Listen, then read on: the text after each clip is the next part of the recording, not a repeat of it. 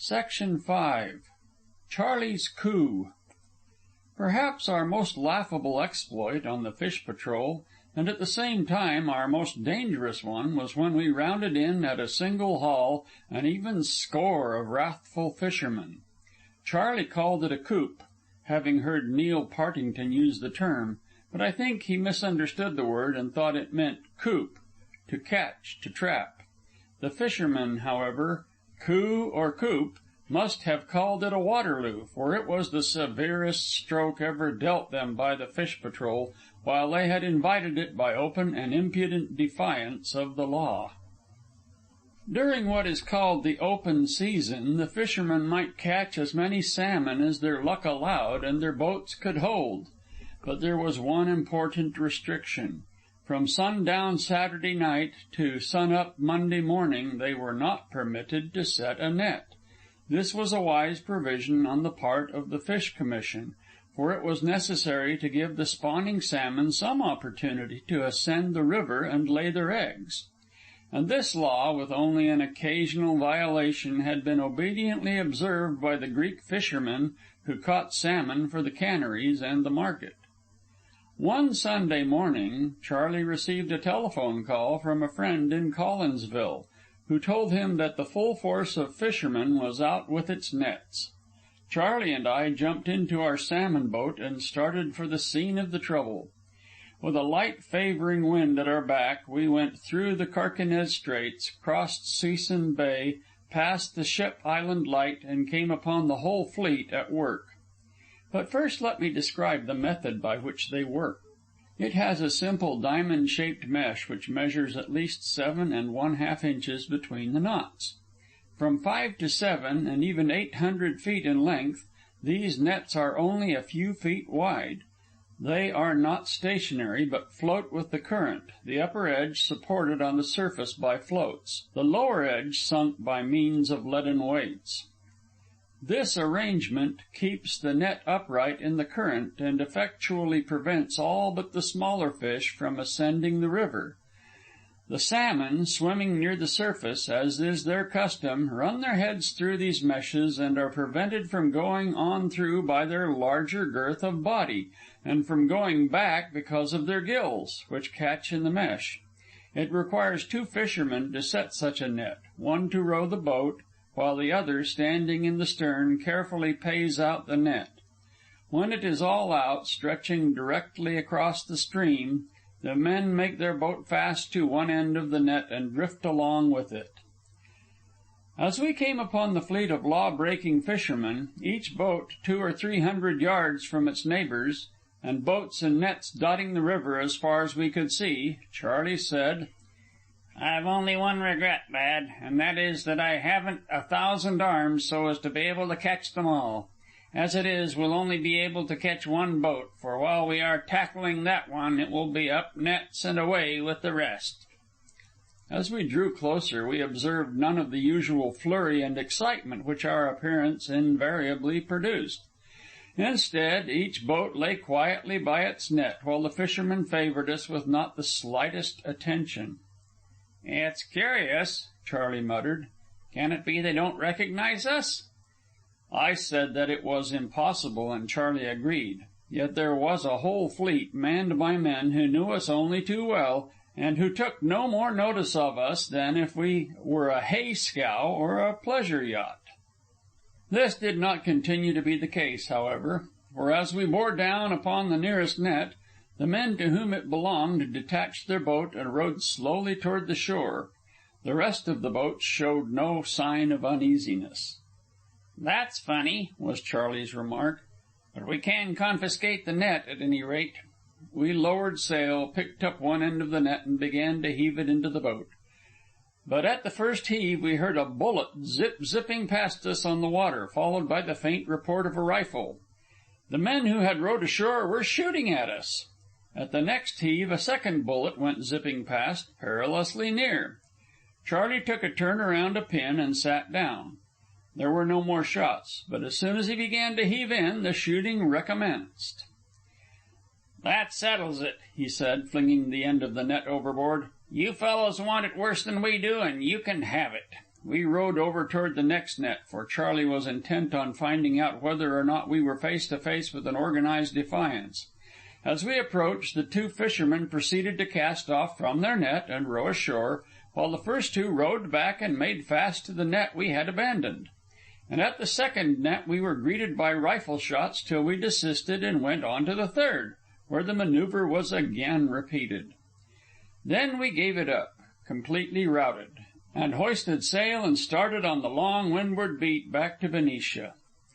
A number of Sundays went by, on each of which the law was persistently violated. Yet short of an armed force of soldiers we could do nothing.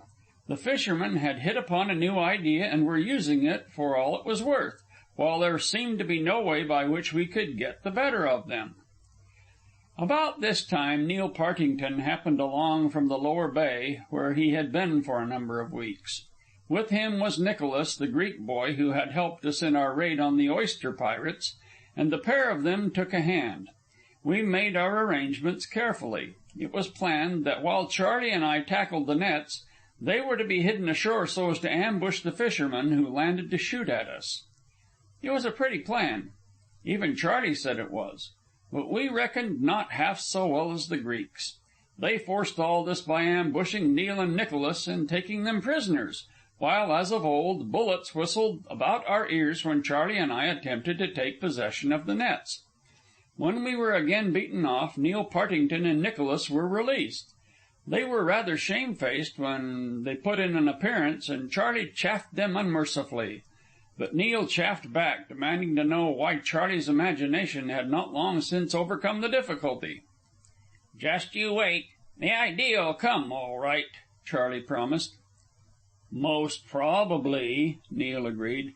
"But I'm afraid the salmon will be exterminated first, and then there will be no need for it when it does come." Neil Partington, highly disgusted with his adventure, departed for the lower bay, taking Nicholas with him, and Charley and I were left to our own resources.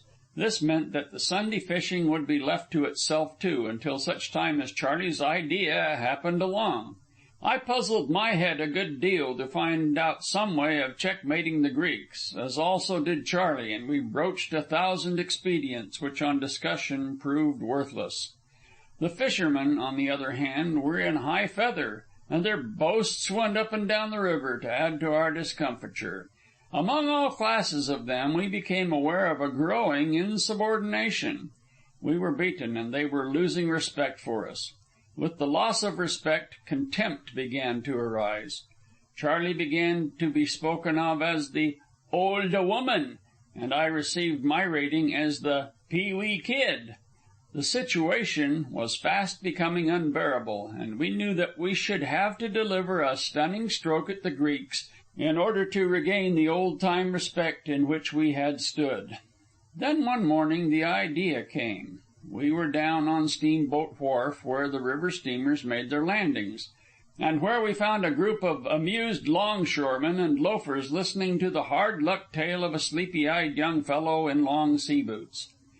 He was a sort of amateur fisherman, he said, fishing for the local market of Berkeley. Now Berkeley was on the lower bay, 30 miles away. On the previous night, he said, he had set his net and dozed off to sleep in the bottom of the boat. The next he knew it was morning, and he opened his eyes to find his boat rubbing softly against the piles of Steamboat Wharf at Benicia. Also he saw the river steamer Apache lying ahead of him, and a couple of deckhands disentangling the shreds of his net from the paddle wheel. In short, after he had gone to sleep, his fisherman's riding light had gone out, and the Apache had run over his net. Though torn pretty well to pieces, the net in some way still remained foul, and he had had a 30-mile tow out of his course. Charley nudged me with his elbow. I grasped his thought on the instant, but objected. "We can't charter a steamboat." "Don't intend to," he rejoined. "But let's run over to Turner's shipyard. I've something in my mind there that may be of use to us." And over we went to the shipyard, where Charley led the way to the Mary Rebecca, lying hauled out on the ways where she was being cleaned and overhauled. She was a scow schooner, we both knew well, carrying a cargo of 140 tons and a spread of canvas greater than any other schooner on the bay. "How do you do, Ole?" Charley greeted a big blue-shirted Swede who was greasing the jaws of the main gaff with a piece of pork rind. Ole grunted, puffed away at his pipe, and went on greasing. The captain of a bay schooner is supposed to work with his hands just as well as the men. Ole Ericsson verified Charley's conjecture that the Mary Rebecca, as soon as launched, would run up the San Joaquin River nearly to Stockton for a load of wheat. Then Charley made his proposition, and Ole Ericsson shook his head. "Just a hook, one good-sized hook," Charley pleaded. "No, I tank not," said Ole Ericsson. "Der Mary Rebecca used hang up in every mud bank with that hook. I don't want to lose der Mary Rebecca. She's all I got." "No, no," Charley hurried to explain. "We can put the end of the hook through the bottom from the outside and fasten it on the inside with a nut. After it's done its work, why, all we have to do is to go down into the hold, unscrew the nut, and out drops the hook. Then we drive a wooden peg into the hole, and the Mary Rebecca will be all right again." Ole Ericsson was obstinate for a long time, but in the end, after we had had dinner with him, he was brought round to consent. "I do it, by Jupiter," he said, striking one huge fist into the palm of the other hand. "But yust hurry you up with der hook. Der Mary Rebecca slides into der water to-night." It was Saturday, and Charley had need to hurry. We headed for the shipyard blacksmith shop, where under Charley's directions a most generously curved hook of heavy steel was made. Back we hastened to the Mary Rebecca. Aft of the great centerboard case, through what was properly her keel, a hole was bored. The end of the hook was inserted from the outside, and Charley, on the inside, screwed the nut on tightly. As it stood complete, the hook projected over a foot beneath the bottom of the schooner. Its curve was something like the curve of a sickle, but deeper. In the late afternoon, the Mary Rebecca was launched, and preparations were finished for the start upriver next morning. Charley and Ole intently studied the evening sky for signs of wind, for without a good breeze our project was doomed to failure. They agreed that there were all the signs of a stiff westerly wind, not the ordinary afternoon sea breeze, but a half gale, which even then was springing up. Next morning found their predictions verified. The sun was shining brightly, but something more than a half gale was shrieking up the Carquinez Straits, and the Mary Rebecca got under way with 2 reefs in her mainsail and 1 in her foresail. We found it quite rough in the Straits and in Suisun Bay, but as the water grew more landlocked it became calm, though without let-up in the wind. Off Ship Island Light, the reefs were shaken out, and at Charley's suggestion a big fisherman's staysail was made all ready for hoisting, and the main topsail, bunched into a cap at the masthead, was overhauled so that it could be set on an instant's notice. We were tearing along, wing and wing, before the wind, foresail to starboard and mainsail to port, as we came upon the salmon fleet. There they were, boats and nets, as on that first Sunday when they had bested us, strung out evenly over the river as far as we could see. A narrow space on the right-hand side of the channel was left clear for steamboats, but the rest of the river was covered with the wide-stretching nets. The narrow space was our logical course, but Charley at the wheel steered the Mary Rebecca straight for the nets.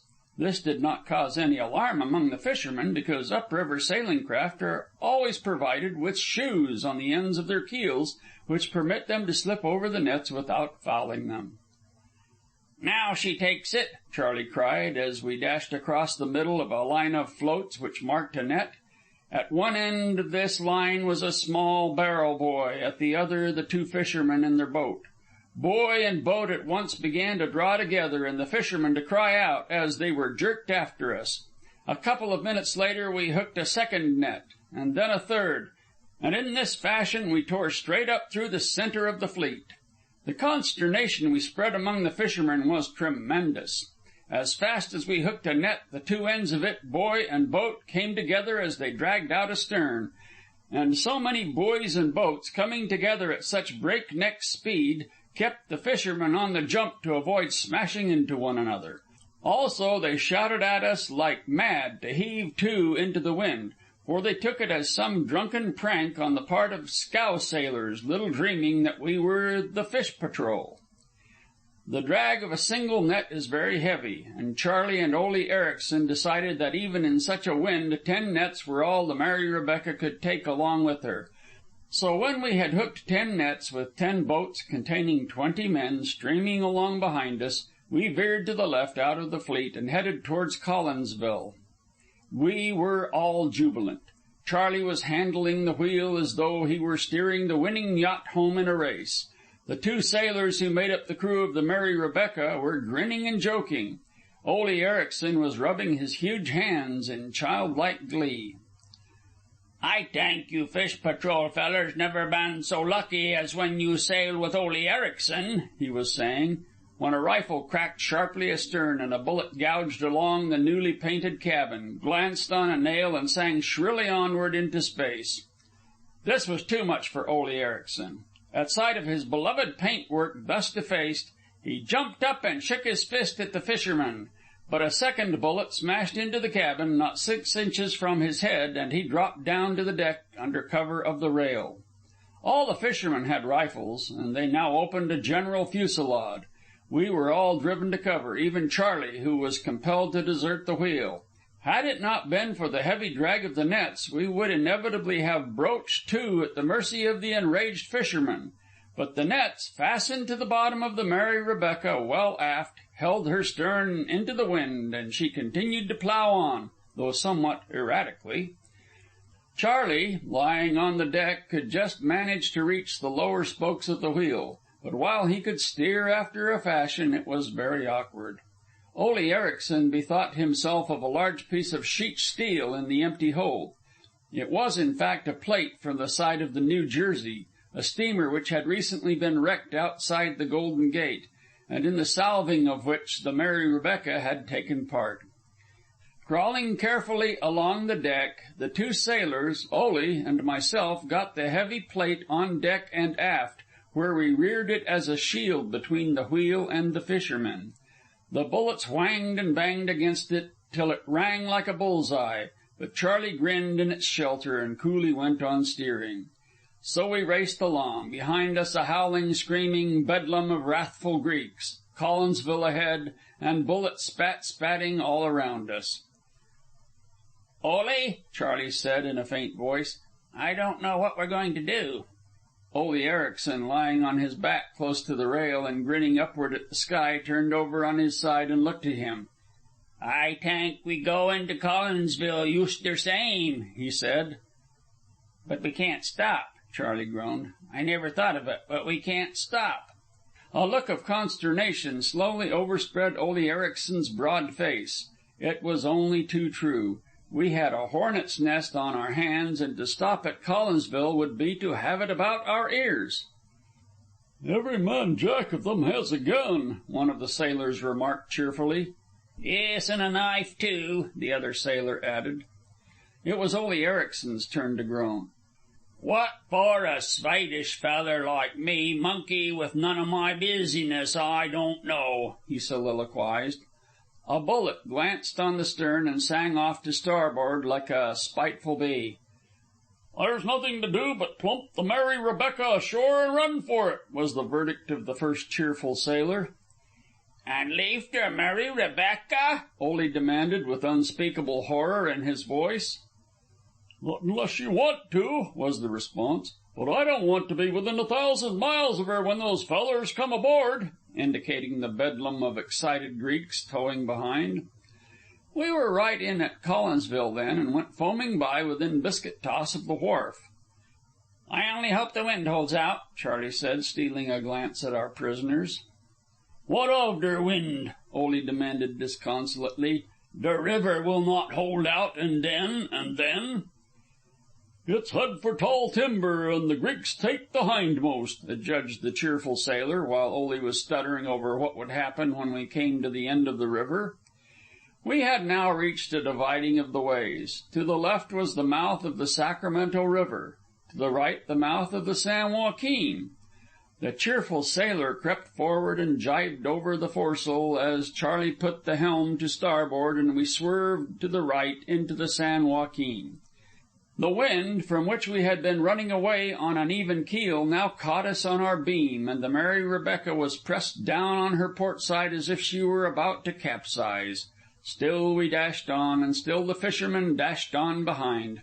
The value of their nets was greater than the fines they would have to pay for violating the fish laws, so to cast off their nets and escape, which they could easily do, would profit them nothing.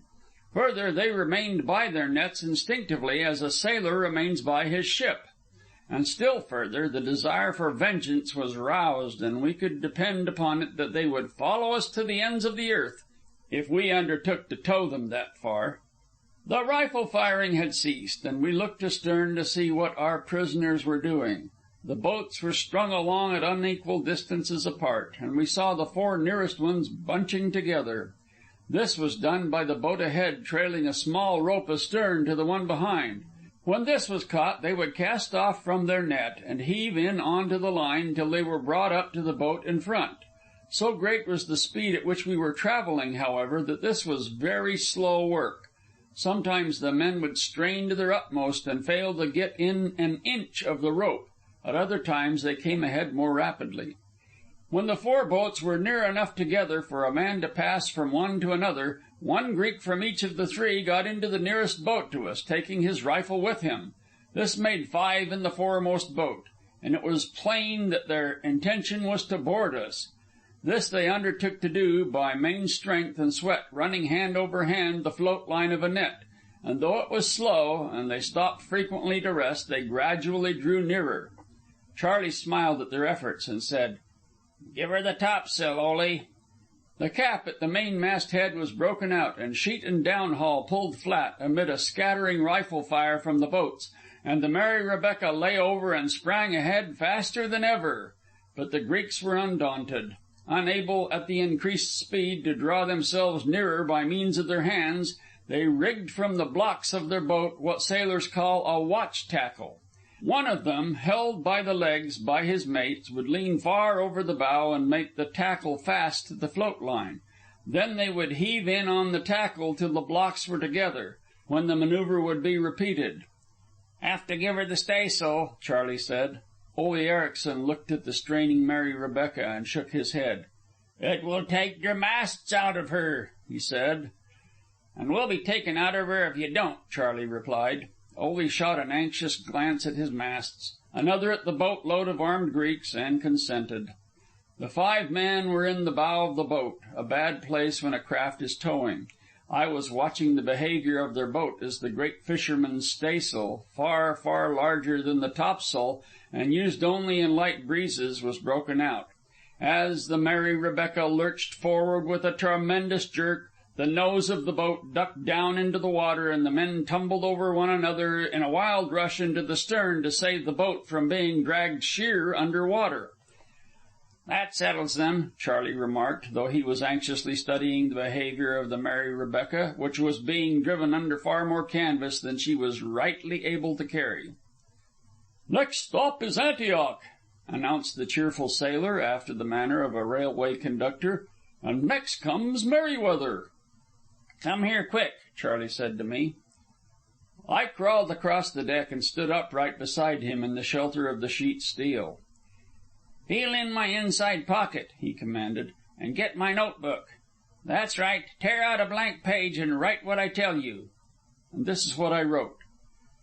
"Telephone to Merryweather, to the sheriff, the constable, or the judge. Tell them we are coming and to turn out the town. Arm everyone. Have them down on the wharf to meet us, or we are gone gooses. Now make it good and fast to that marlinspike, and stand by to toss it ashore." I did as he directed. By then we were close to Antioch. The wind was shouting through our rigging. The Mary Rebecca was half over on her side and rushing ahead like an ocean greyhound. The seafaring folk of Antioch had seen us breaking out topsail and staysail, a most reckless performance in such weather, and had hurried to the wharf ends in the little groups to find out what was the matter. Straight down the waterfront we boomed, Charlie edging in till a man could almost leap ashore. When he gave the signal, I tossed the marlinspike. It struck the planking of the wharf a resounding smash, bounced along 15 or 20 feet, and was pounced upon by the amazed onlookers. It all happened in a flash, for the next minute Antioch was behind, and we were heeling it up the San Joaquin toward Merryweather, 6 miles away. The river straightened out here into its general easterly course, and we squared away before the wind, wing and wing once more, the foresail bellying out to starboard. Ole Ericson seemed sunk into a state of stolid despair. Charlie and the 2 sailors were looking hopeful, as they had good reason to be. Merryweather was a coal mining town, and, it being Sunday, it was reasonable to expect the men to be in town. Further, the coal miners had never lost any love for the Greek fishermen, and were pretty certain to render us hearty assistance. We strained our eyes for a glimpse of the town, and the first sight we caught of it gave us immense relief. The wharves were black with men. As we came closer, we could see them still arriving, stringing down the main street, guns in their hands and on the run. Charlie glanced astern at the fishermen with a look of ownership in his eye, which till then had been missing. The Greeks were plainly overawed by the display of armed strength, and were putting their own rifles away. We took in topsail and staysail, dropped the main peak, and as we got abreast of the principal wharf, jibed the mainsail.